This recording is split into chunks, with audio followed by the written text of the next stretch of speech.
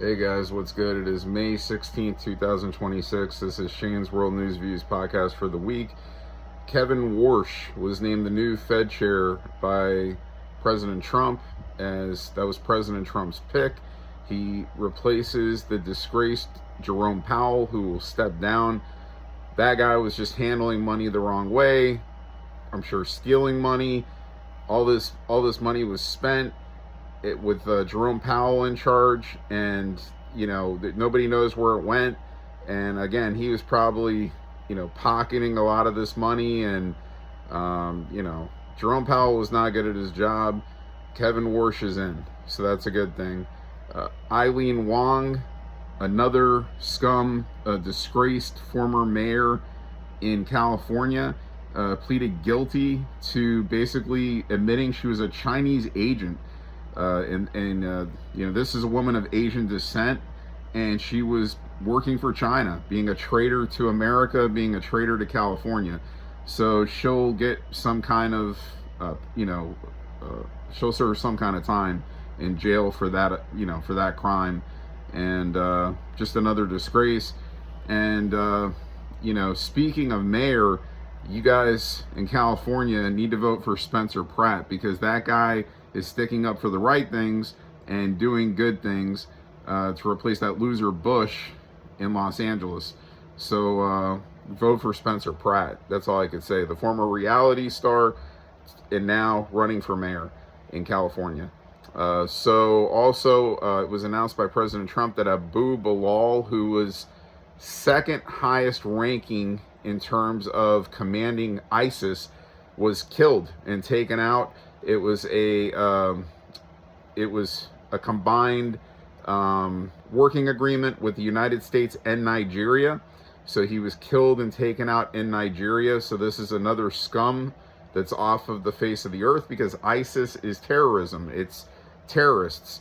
And this guy, exactly, this is what he was. And speaking of that, it came out just yesterday that another some Iraqi loser was plotting assassination attempts, or doing bad things, killing people in New York City, I guess going after a Jewish synagogue. This was in retaliation to what's going on with the United States, Israel against Iran. So this guy was a loser. Luckily, the FBI, they had tips or whatever, however it came about, and they caught this guy. And before he can go and orchestrate some bad things that were going to happen, and unnecessary events where more Americans, citizens got killed for no reason at all. So that's a good thing. And also Tina Peters, she was a county clerk in Colorado. She was sentenced to like 9 years in jail for basically coming out and saying that the election in 2020, there was things counted in Colorado that should have never been counted, votes counted, and she was given this kind of a sentence for speaking her mind and telling the truth. And now it was announced that the Democratic governor, I believe, of Colorado has shortened her sentencing, and she's going to be getting out, I believe I read, June the 1st.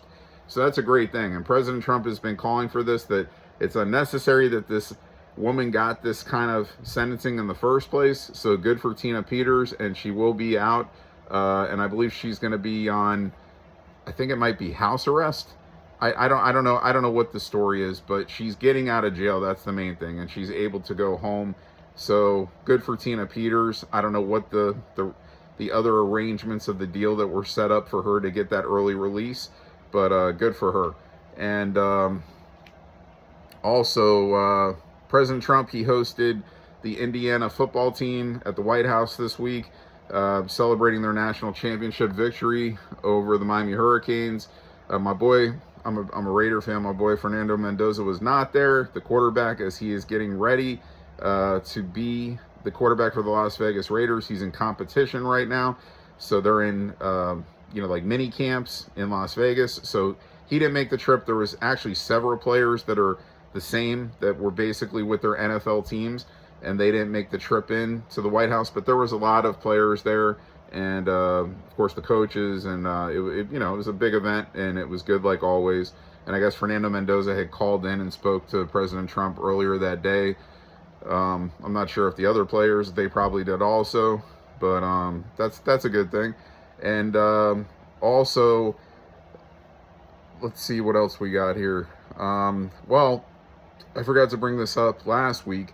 The great Ted Turner, who was, in charge of Turner Broadcasting, TNT, TBS, he passed away at age 87. He had some form of dementia that he was battling for a few years, and unfortunately, he did pass away at his home, which I think was in the Tallahassee area in Florida. So rest in peace to Ted Turner. And me, myself, being a big wrestling fan, pro wrestling fan, it has been big right now watching TBS and TNT with my favorite promotion, All Elite Wrestling. I'll give them a plug. And in the past, the National Wrestling Alliance, World Championship Wrestling, they were always rivals to the, if you guys know wrestling, to the WWF, WWE. So that network, or those two channels, TBS, TNT, they were big and still are big for professional wrestling. And Ted Turner also owned the Atlanta Braves, and I believe he owned the Atlanta Hawks, yeah. And so Ted Turner, rest in peace. So a good guy. Also, it was announced by the Supreme Court in South Carolina, the scumbag that I'm not going to name. He was a former attorney, and in 2023, this guy killed his wife and killed his son. I believe he denies doing it, but there's enough evidence that says he does. But his case was basically overturned due to jury tampering from one of these idiots that was on the jury. I guess they're going to try to have another trial for it eventually. I think this has already happened before, where they overturned this before, and he was sentenced to life in prison for killing his wife and killing his son. But it's not like he's getting out of jail, because basically he's also in jail for stealing money from his clients as an attorney. So all these millions of dollars or whatever. So he has a 40-year sentence for that. So, like I said, this guy that I'll remain unnamed, I'm not going to give him any props. So, even though I really just gave Abu Bilal by saying his name, I put it out there. But, I wanted to let you know who was killed, and that guy was a piece of trash, ISIS leader. And this guy's a piece of trash, but I'm just not going to say his name. So, we'll see what happens going forward with that case. With the double murder, that was overturned by the Supreme Court in South Carolina. Also, the big news of the week, President Trump, he flew out to China. He met with President Xi. He was there. President Trump was in China for a couple of days. He just came back yesterday. I believe he's back in D.C. for the weekend. And and he'll stay in D.C., I guess, through next week. I'm not sure if he has any more traveling set up next week. But supposedly had really good meetings. They have a good relationship. Of course, there was talk in these meetings about the war that's going on in Iran, opening up the Strait of Hormuz, which, of course, everybody wants, so they can move their ships in and out. And, President Xi, according to President Trump, President Xi says that he agrees that Iran cannot have nuclear weaponry. And he actually, President Xi, according to President Trump, offered to step in and help mediate and end the war that's going on. So we'll see what happens. I think President Trump said President Xi will come to the United States in September, and they'll have another meeting at the White House, I believe, in September. And also, there was also talks, I guess, on Taiwan that came up. I think it was Taiwan, where selling, United States selling weaponry to Taiwan, or not interfering with their war, or the fighting that's going on, I guess, with China and Taiwan or whatever. And we'll see what happens with all that. I mean, President Trump I don't think he really agreed to anything regarding that. And that was really it. I mean, I think overall they had really good talks, and they look very happy when they're together, you know. And you know, President Trump said President Xi, he's all business, you know, and he says he likes that. He likes, you know, a leader like that.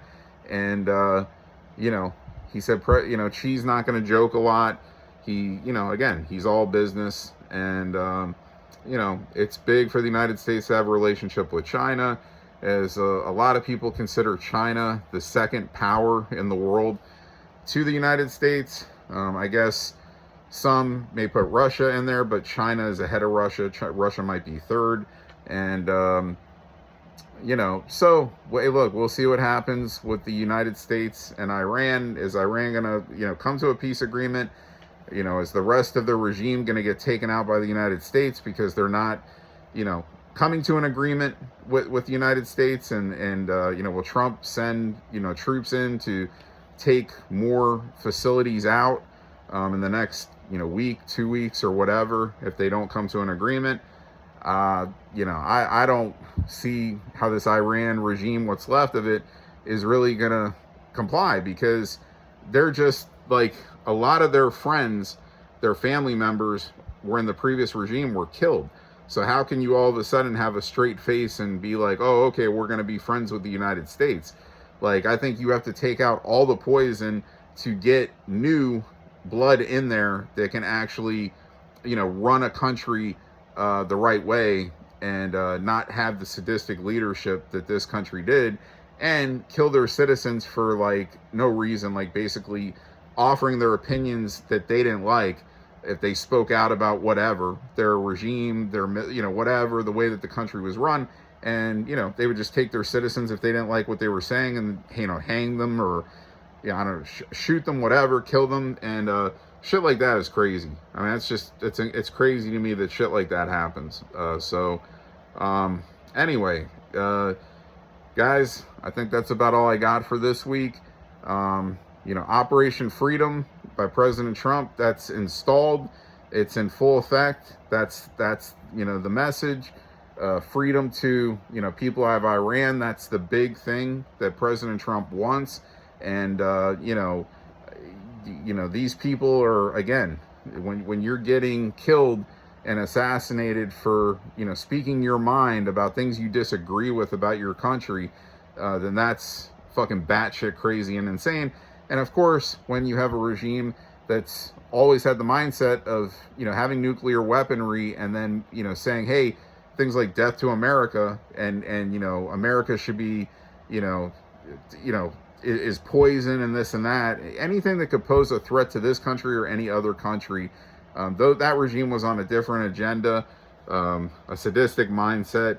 And President Trump is doing the right thing by being involved in this war. That's all I could tell you, you know. And I mean, I understand, you know, the economy is higher right now because of it, and the gas prices are higher now because of it. But at the end of the day, it's benefiting the United States and the rest of the world. And eventually, when this war ends, those prices will come down, and people will see it differently. The ones that are not seeing it straight like I am. So, anyway, guys, I believe that's all I got for this episode. I'll be back, you know. Then there's just all the regular, you know, going back and forth with, you know, politicians, you know, and, you know, the midterms, and, you know, everybody bad-mouthing the other side mostly, and, you know, a lot of the people making up lies about things on the Democratic side. You know, it's bad. So I'm not going to even talk about that, you know, right now. I mean, I've been talking about it previous weeks, and all the corruption that's in, you know, the United States right now. It's a bad thing. So anyway, guys, hopefully it all gets cleaned up. I'll be back next week with another episode of Shane's World News Views podcast, and I'll see you then. All right, see you.